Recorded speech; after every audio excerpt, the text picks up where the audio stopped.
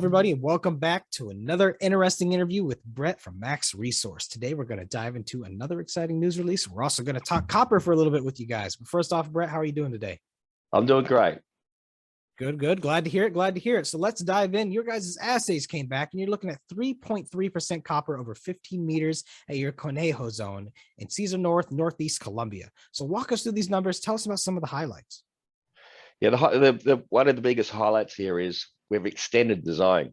So we extended the zone with high grades. I mean, your normal or your average sort of mine at surface copper grades is around 1%. We're getting that plus 2% on average, which is great. We actually have more assays lined up for CONEJO. They're expected to come out pretty soon. But the big thing about this is surface mineralization or surface type of mines can come into production quickly, and we at the same time we're getting those above average grades and spread over a vast area.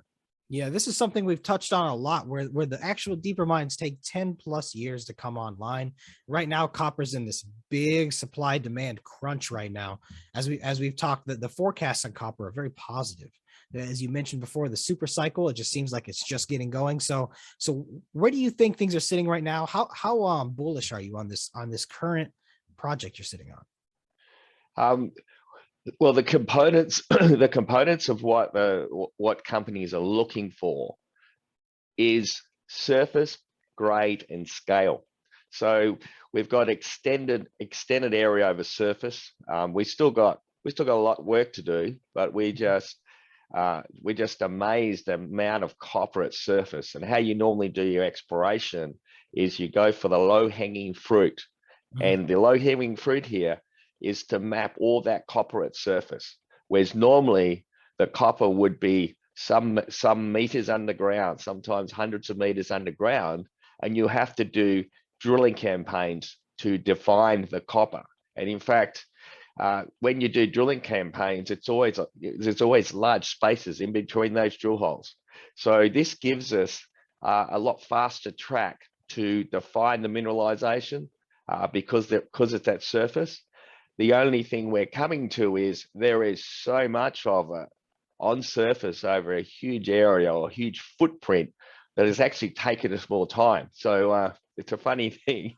We're discovering a lot more and more copper over a huge area, but that also takes us longer to define the areas that we go to the next stage of drilling. Yeah, I would say that's a good problem to have, though. Oh, absolutely, absolutely. And look, what's happening is what you normally do is you define the outer limits of the mineralization, which we still haven't reached the outer limits. And once you define the outer limits, then you go in what we call infill. So you infill map, and that's moving forward. I mean, we talk about the CONEJO zone with today's news release, and we got more coming. The previous news release was the Uru zone.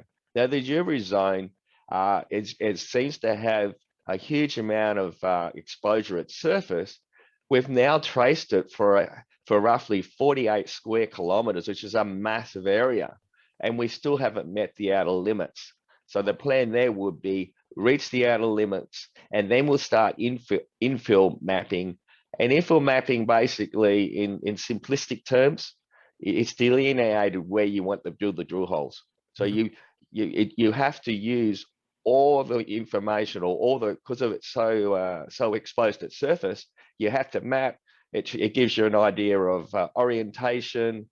You do interpretations on modeling. All that's put together to then define where the drill holes are. But it's even though early stage, we're really a few cogs ahead of that because of the amount of mineralization at surface. Like I said, whereas normally you'd have to keep drilling. Yeah, you mentioned a good point. So would you say the timelines on what's going to happen next is becoming more concrete now that you guys are finding more of this? Or what would the timelines look like now? Well, what we're finding is, we're more definitive in the areas that we are focusing on. Where previously we were focusing on the whole basin. And the whole basin, it's 200 kilometers long. So we're now defining an area now of 90 kilometers, and really from the 90 kilometers, it's sort of half that area. So it's our focus is gone from this much down to this much, and that's really the work. We started here in late 2019. 2021 has really been a big year for us to define that. So the progression from here on is I think is just going to be faster and faster. So our next phases are going to come very quickly. Wonderful. Well, Brett, congratulations. It seems like momentum is really picking up right now. You guys got your work cut out for you with this stuff. Is there anything else you want to add? Any closing remarks for people on what they should look forward to? Yeah, if you want to find more information, have a look on our website. Our website is updated every time we do news releases, www.maxresource.com. Look forward to talking next week. And we're doing full on ongoing exploration. We have essays pending. We predict a lot of information, a lot of news coming out to the end of the year. And it looks like copper is going to be going in the right direction. Wonderful. Well, you guys heard the gentleman. Check out the website, visit some of the news releases. If you guys have any questions about any of it, let us know and we'll happily dive into it for you right here. But for now, stay tuned. We'll get you another exciting video next week. Brett, have a wonderful day. Thank you. You too.